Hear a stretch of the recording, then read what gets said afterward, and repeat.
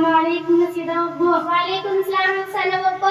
अजय अब्बू बहुत दिन के बाद दिखाई दी। अब्बू बहुत दिन से मिलने की सोची थी, दंगा डोर में टाइम से नहीं लगता। एक ध्यान टाटी से चला मिलती चलूं। अब्बू तुझे तो किसी से मिलना जुलना ही नहीं है। नहीं अब्बू ऐसी बात तो नहीं है, घर के कामों में टाइम ही नहीं लगता। अब्बू के लिए जड़ी में भी इतना काम होता नहीं मेरे पास। मेरी अब्बू बिट्टू तो अपने लंडे का ब्याह कर रहा है, वो आ जाएगी बिट्टू तुझे काम से फुर्सत मिल जाएगी। हाँ वाली बात तो तू सही कह रही है कि यूं बता और ये कौन है तेरे साथ किसी तरह पीछे नहीं इसे कौन पिछड़ना है तो कोई नहीं पिछड़ता। ये तो मेरी बचपन की धर्म बाण है और मैं तो नहीं चाहता अपने लंडे को भैंस की लंडी से करता। इसकी लंडी बहुत सोनी और बहुत नेवे घट्टा बाल नहीं निकलती। हाँ वाली बात तो तू सही कह रही है कि यूं बता दहेज में कुछ दे के दे गया नहीं। मैं दीवान से कैसी बात कर रही, तुझे तो अल्लाह ने बहुत कुछ दे रखा, फिर तू दहेज की बात कर रही। अब्बू मैं सही कह रही थी, मैं तो अकेला ही लौंडा मैं क्या चाहता है कि गाड़ी की तैयारी करने की बात। मेरे को दूसरे की मजबूरी भी देखनी चाहिए। जब तो अपनी लंडी का ब्याह करेगी जब पता चलेगा लंडी वालों को कितनी मुसीबत झेलनी पड़ा है। मेरे को सेम कर जाने से चतरास निकला। अब्बू मेरा तो लंडी है ही नहीं, मुझे तो दिक्कत ही नहीं है। एक ही लौंडा वही डॉक्टर है, मेरी आंखों का नूर है, दिल का सुरूर है। उसका ब्याह तो मैं इतने मालदार घर में करूंगी जो इतना सम्मानदार। अगर उसके बाप ने बगैर दहेज के ब्याह कर दे मैं तो अपने घर से जमनी। और मेरी तो सारी तमन्ना मेरे लौंडे के दहेज पर टिकी हुई है। और पहली बात तो ये है मेरा लौंडा ही नहीं लौंडे का, ले मेरा लौंडा भी आ गया तुम ही बात कर लो इससे। अस्सलाम वालेकुम खाला जान। वालेकुम सलाम बेटे, मैं तो तेरा भैंस की लंडी के साथ कराना चाह रही। यह बेचारी बहुत परेशानी में फंसी हुई है। तेरी माँ से बात करिए तुम कह रही मुझे तो दहेज बहुत सारा चाह रहा। अब तू बता तेरी क्या मर्जी। खाला जान ये बात तो ठीक है, मुझे कोई एतराज नहीं, बस मेरी तो एक चॉइस है, मुझे शादी में 4 व्हीलर चाहिए यानी 4 पहियों की गाड़ी। वरना मोहल्ले वाले भी कहेंगे इतने बड़े डॉक्टर को दहेज में कुछ नहीं मिला, हमारी तो इज्जत खाक में मिल जाएगी, हम तो कहीं मुंह दिखाने लायक भी नहीं रहेंगे। अगर तू डॉक्टर है तो हमारी लंडी मौलवन है।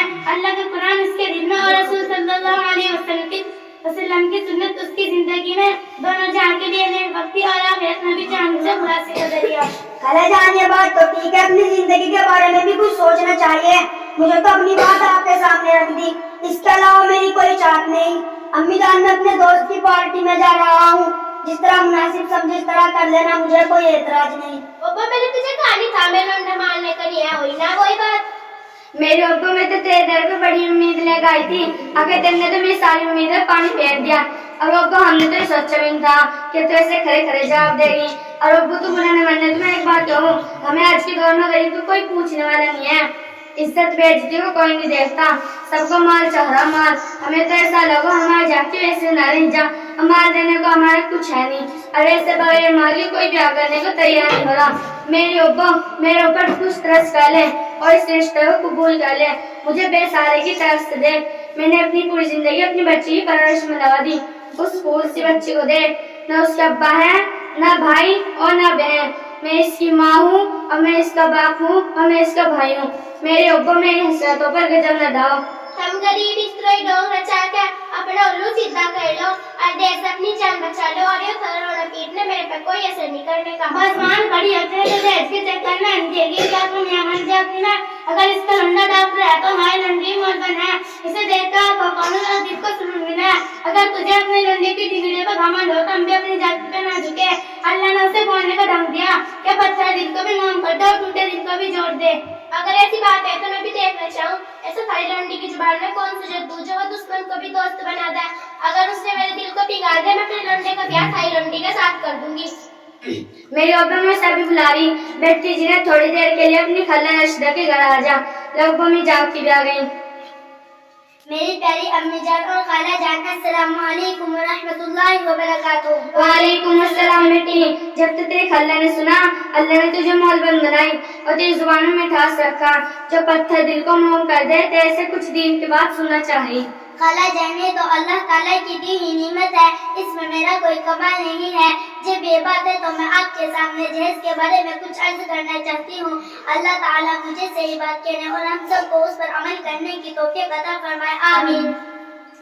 अल्हम्दुलिल्लाह الحمد للہ وکفى وسلام علی عباده الذین اصطفى اما بعد فقد قال النبی صلی اللہ علیہ وسلم من تزوجها امرأة لعزها لم يزد الله الا ذلا ومن تزوجها لمالها لم يزد الله الا فقرا الى آخره او كما قال علیہ الصلوۃ والسلام. صدر محترم اور گرامی قدرسامن کرام، اس وقت میرا موضوع سخن ہمارے معاشرے کا وہ عنصر ہے جس نے زندگی کی بنیادوں کو ہلا کر رکھ دیا ہے، سینکڑوں ہزاروں گھروں کو تباہ و برباد کر دیا ہے اور کتنے ہی جذبات کو مسل کر رکھ دیا ہے. یہ وہ بیماری ہے جسے آپ جہیز کے نام سے کرتے ہیں. میں نے خطبے کے بعد ایک حدیث شریف پڑھی ہے، اس میں حضور پرنور محمد عربی صلی اللہ علیہ وسلم کا پاک ارشاد ہے کہ جو شخص عزت حاصل کرنے کے لیے شادی کرے گا تو رب ذوالجلال ایسے شخص کو ذلت کے سوا کچھ نہ دیں گے، اور جو شخص مال کے لالچ میں شادی کرے گا تو اس کو فکر دفاع کے اور تنگدستی کے سوا کچھ نصیب نہ ہوگا. اسلام کے پاس مانو آج ہندوستان کے اندر اور خاص طور سے ہمارے معاشرے میں جہیز ایک ایسا ناسور بن گیا ہے جو ایٹمی ہتھیار سے زیادہ خطرناک اور مہلک ثابت ہوتا جا رہا ہے. اس مخصوص جہیز کی بنیاد پر ہندوستانی معاشرے میں روزمرہ اخبارات کی رونق اظہار بن کر یہ سرخیاں چھپتی ہے کہ فلاں شوہر نے اپنے سسرال والوں سے اسکوٹر نہ ملنے پر اپنی نئی نویلی دلہن کو جلا دیا، فلاں شخص نے مزید جہیز کا مطالبہ پورا نہ کرنے پر بیوی کو موت کے گھاٹ اتار دیا. عجب ماجرا ہے حضرات دیکھے، عجب ماجرا ہے حضرات دیکھے، داماد مانگتا ہے خیرات دیکھے.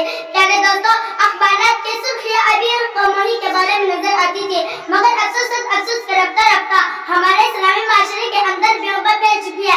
آج اخبارات کے اندر جہیز کے لیے بیٹھ چڑھنے والی کہیں فاطمہ، کہیں رضا، کہیں شبنم و فرزانہ اسلامی شریعت کے نام میں بہت سے کہہ رہی ہے کاش ہماری اسلامی شریعت کتابوں اور واضح کے بجائے عمل میں آ جاتی. پیارے دوستوں، اسلام کے نوجوانوں اور رب ذوالجلال کی جانب سے عطا کردہ وہ حسین تحفہ ہے جس نے انسانی زندگی کو رہنمائی بخشی. اسی عورت کے دم سے نظروں میں خوبصورتی پیدا ہوئی، اسی معصوم پری نے حضرت آدم علیہ السلام کی زندگی سے خوف و وحشت دور کیا.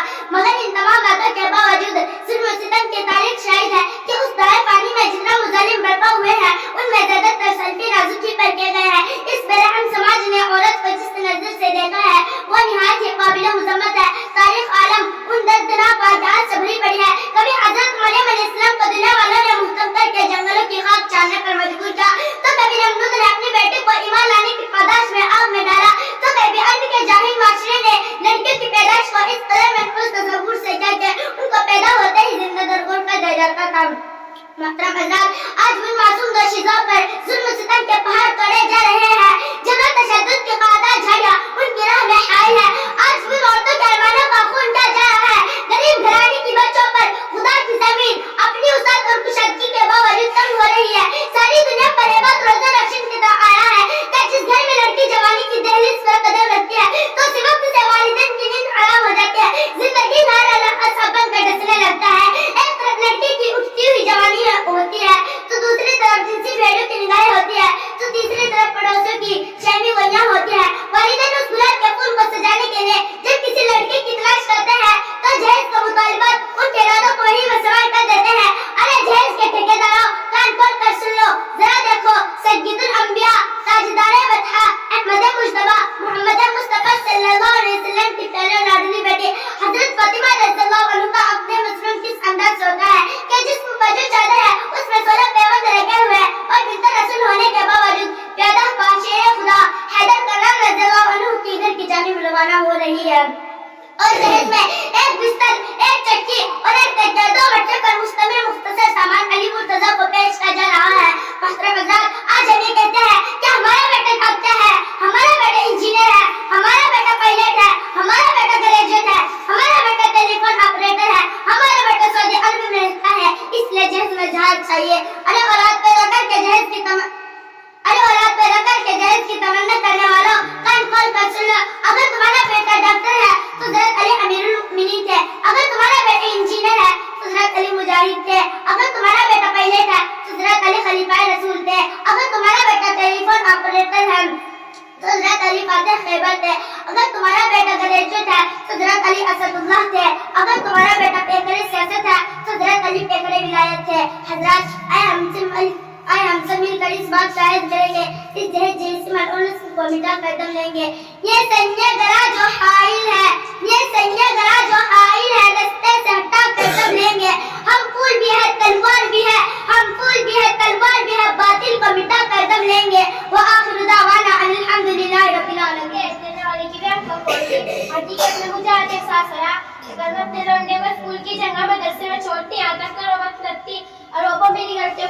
कर दिया और ये रिश्ता मुझे बिल्कुल मंजूर है। जब हमारे घर में आएगी हमें भी दीन सीखने का मौका मिलेगा और इस मोहल्ले की औरतों को भी, इस मोहल्ले में पढ़ी लिखी औरतें बहुत कम हो रही और ये अनमोल वक्ती मैं अपने हक से बिल्कुल भी जान नहीं दे रही कि इसके लिए तो मुझे जो सजा मुझे मंजूर है। मेरी बहन, इससे बड़ी सजा क्या होगी कि तेरे ऊपर दहेज का भूत सवार था। तुमने इस तौबा कर ली तो अब हम भी तेरे साथ हैं। अब हमें भी तेरे से कोई शिकायत नहीं रही।